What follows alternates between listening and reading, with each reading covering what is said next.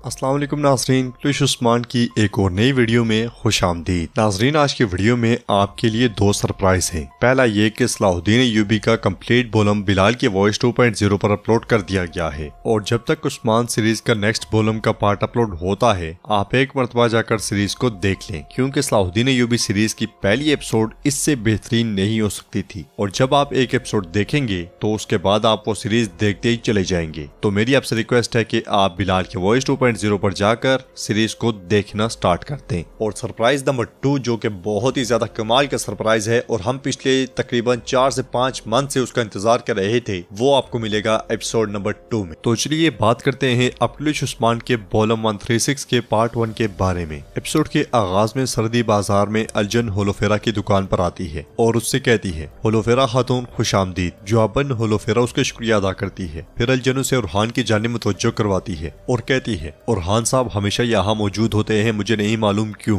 तो होलोफेरा कहती है आप तो उस्मान सरदार के महल से हैं। जवाबन अलजन कहती है जी हाँ मैं वहाँ ही थी, लेकिन अब हम सादत खातून के पास हैं और यही हमारी किस्मत में था। इस पर होलोफेरा कहती है तो फिर आप उरहान के बचपन को अच्छी तरह से जानती हैं। जवाबन अलजन कहती है बिल्कुल क्यों नहीं, वो इतना ज्यादा शरारती बच्चा था कि पूछे ही मत। जंगी तरबियत के लिए वो हमेशा अलाउद्दीन से झगड़ता रहता था, लेकिन अब वो बड़े हो चुके हैं। जबकि उधर उरहान मुसलसल होलोफेरा की जानिब देख रहा होता है तो मलूम खातून पूछती है बेटा क्या हुआ, या फिर आपको भी मालूम नहीं था कि होलोफेरा आ रही है। तो उरहान कहता है नहीं मुझे भी इल्म नहीं था। इस पर मलूम खातून कहती है आपको यकीनन इल्म नहीं होगा, लेकिन तुम देख रहे हो ना कि होलोफेरा किसकी तरफ है, ये गौर से देख लो। किसी भी बसंतनी पर भरोसा नहीं किया जा सकता। मैं जल्द अज जल्द आपके निकाह के लिए एक तुर्क लड़की तलाश करूंगा। तो उरहान गुस्से में उन्हें खामोश करवा देता है। इधर अलजन होलोफेरा से कहती है अब मलूम खातून उरहान सरदार के लिए बीवी तलाश कर रही है, लेकिन मैं जानती हूँ कि उसके दिल में कौन है। उधर उरहान जैसे ही होलोफेरा की जानिब बढ़ने लगता है तो मलूम खातून उसे रोक देती है और कहती है इसे मजीद तवील ना करो, आप वही करेंगे जो एक सरदार के शयान शान हो। दूसरी तरफ होलोफेरा अलजन से कहती है अगर आपकी इजाजत हो तो मैं अपने गाकू की तरफ जाऊंगी। ये कहते साथ ही वो आगे बढ़ जाती है। इसी लम्हे मेहमद को आता हुआ देखकर अलजन एकदम दूसरी तरफ निकल जाती है, जबकि उरहान भी उनकी जानिब चल पड़ता है। फातिमा मलूम खातून से कहती है वालदा आपने मेरे भाई पर बहुत दबाव डाला हुआ है। जबकि मेहमद होलोफेरा की दुकान पर पहुंचकर कहता है मैं आपके कारोबार का पहला गाहक बनना चाहता हूँ। पहली बार जिस तरह से हमारी मुलाकात हुई उस पर माजरत के तौर पर। तो होलोफेरा कहती है ये जानकर खुशी हुई कि आप उसे नहीं भूले, वो बहुत ही बुरी मुलाकात। इसी लम्हे उरहान को आता हुआ देखकर मेहमद कहता है तो फिर मेरी माजरत कबूल कर लीजिए, मैं आपके दुकान का सारा सामान खरीदना चाहता हूँ। ये सुनकर उसी जानिब आता हुआ उरहान कहता है ये कैसी माजरत है। जवाबन होलोफेरा उसकी जानिब देखते हुए मेहमद से कहती है मेहमद सरदार मैं आपकी माजरत कबूल करती हूँ। यह सुनकर मेहमद उरहान की जानिब पलटते हुए कहता है उरहान सरदार खैर तो है, क्या हम आपको हिसाब देंगे। तो उरहान कहता है बिल्कुल मुझे हिसाब देंगे, होलोफेरा के मुतालिक हर चीज का हिसाब मुझे दोगे। इस पर होलोफेरा आगे बढ़ते हुए कहती है मैं अपने मामलात खुद हल कर सकती हूँ उरहान सरदार, ये मेरे और मेहमद सरदार का मामला है। तो उरहान कहता है होलोफेरा। जवाबन होलोफेरा उसकी बात करते हुए कहती है मैं अपनी दुकान के सामने कोई लड़ाई नहीं चाहती। इसके साथ ही मेहमद आगे बढ़ जाता है और उरहान कहता है आप यहाँ क्या कर रही हो। जवाबन होलोफेरा कहती है मैं भी आपकी तरह यहाँ तिजारत करने आई हूँ उरहान सरदार। इस पर उरहान कहता है तो आप यहाँ तिजारत करने आई हैं। होलोफेरा मेहमद से दूर रहो, उस पर भरोसा नहीं किया जा सकता। तो होलोफेरा कहती है उरहान में सिर्फ तिजारत कर रही हूँ, हाँ वही जिसे आप तुर्क लोग माथे का पसीना कहते हो। खैर तुम बताओ क्या अपनी वालदा से बात कर ली या उन्होंने आपके लिए किसी नई दुल्हन की तलाश कर ली है। आपकी वालदा आपके लिए दुल्हन तलाश कर रही है, बाजार में सब इस पर बात कर रहे हैं। ये सुनकर उरहान गुस्से से कहता है कोई जो भी करना चाहे करे, मेरा दिल किसको चाहता है ये वाजे है, मेरे दिल में सिर्फ आपके लिए मोहब्बत है होलोफेरा। इस पर होलोफेरा बात पलटते हुए कहती है उरहान सरदार मेरे पास काम है, इजाजत दीजिए। ये कहते साथ ही वो दुकान की जानिब मुड़ जाती है। उधर सोगौत में लोग डर के मारे इधर उधर भाग रहे होते हैं। हर तरफ तबाही ही तबाही होती है। बाला हतून और अलाउद्दीन मुसलसल सुलीबियों को रोकने की कोशिश कर रहे होते हैं और अपनी हिम्मत से बढ़कर सुलीबियों को जहन्नुम वासिल कर रहे होते हैं। इस लड़ाई में गोंजा भी उनका भरपूर साथ दे रही होती है। सिपाही भाई सुंगुर की तलवार भी बर्क रफ्तारी के साथ चल रही होती है। इसी लम्हे एक बच्चा बहुत महारत के साथ सुलीबियों पर तीर चलाता है और उसके छोड़े हुए तीर एक एक सुलीबी सिपाही को जहन्नुम वासिल करते ही चले जाते हैं। उसके जुबान पर मुसलसल अल्लाह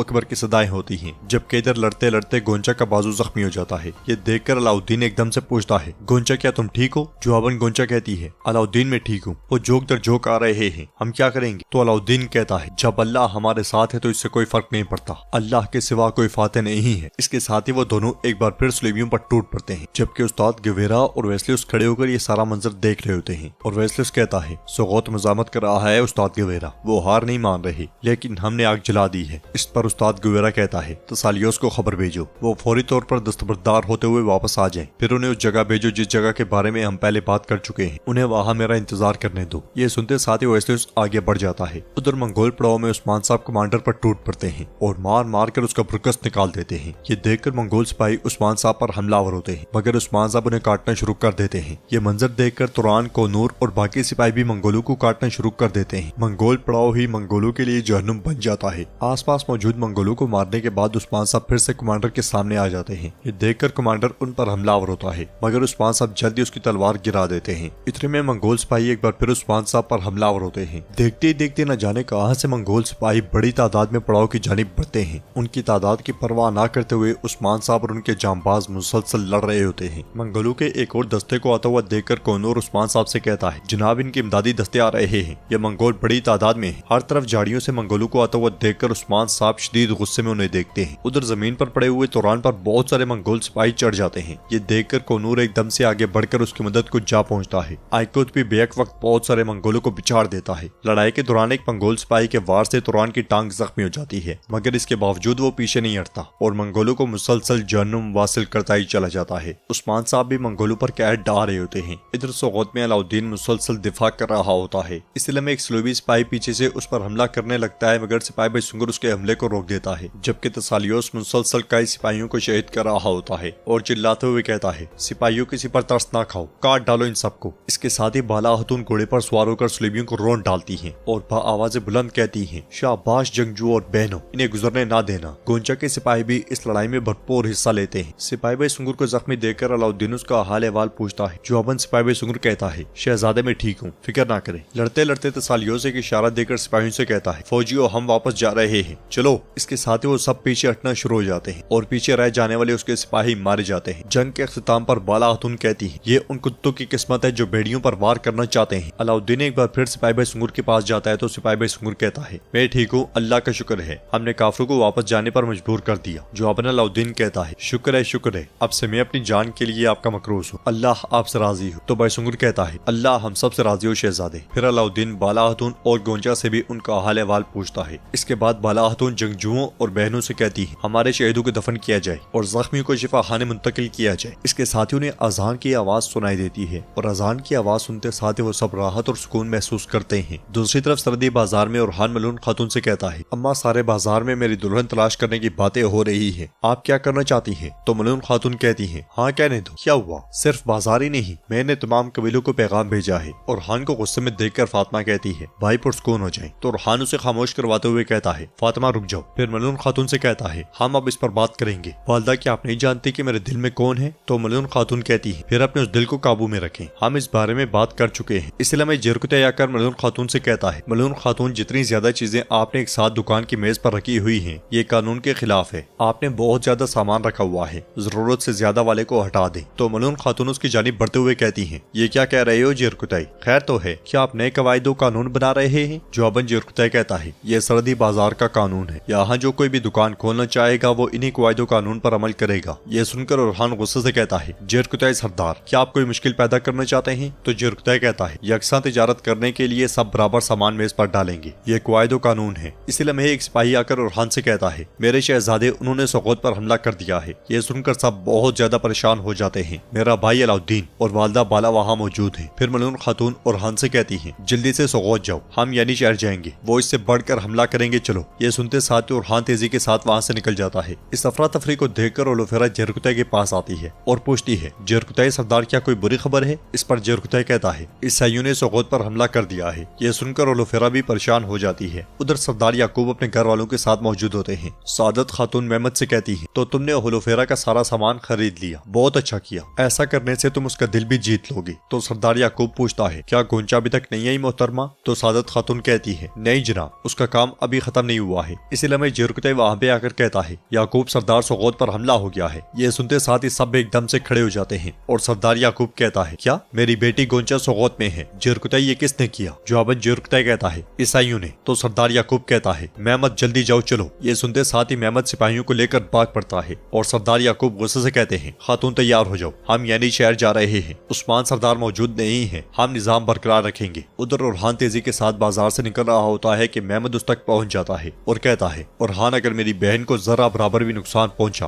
तो मैं उनमें से किसी को भी जिंदा नहीं छोड़ूंगा। इस पर ओरहान कहता है, अगर आप अपनी बहन से मिलना चाहते हैं तो ज्यादा बातें ना करें महमूद भाई। इसके साथ ही वो दोनों सौगौत की जानिब घोड़े दौड़ा देते हैं। और नाजरीन, इसके साथ ही बोलम का पहला पार्ट कंप्लीट होता है। उम्मीद करते हैं कि आपको ये वीडियो पसंद आई होगी। जब तक नेक्स्ट एपिसोड आती है, मेरी आपसे रिक्वेस्ट है कि आप एक मरतबा बिलाल के वॉइस 2.0 पर जाकर सलाहुद्दीन अय्यूबी की एपिसोड्स देख लें। टोटल 9 एपिसोड्स अपलोड हैं और आप जैसे जैसे एपिसोड्स को देखेंगे देखते ही चले जाएंगे। तो एपिसोड नंबर 1 का लिंक डिस्क्रिप्शन में है, आप जाकर देख सकते हैं। अगर आपको ये वीडियो पसंद आई है तो वीडियो को लाइक करें, चैनल को सब्सक्राइब करें और बेल आइकॉन पर लाजमी से क्लिक कर लें। इंशाल्लाह मिलते हैं नेक्स्ट वीडियो में। तब तक के लिए रखें अपने और अपनों का बहुत ज्यादा ख्याल। अल्लाह निगहबान।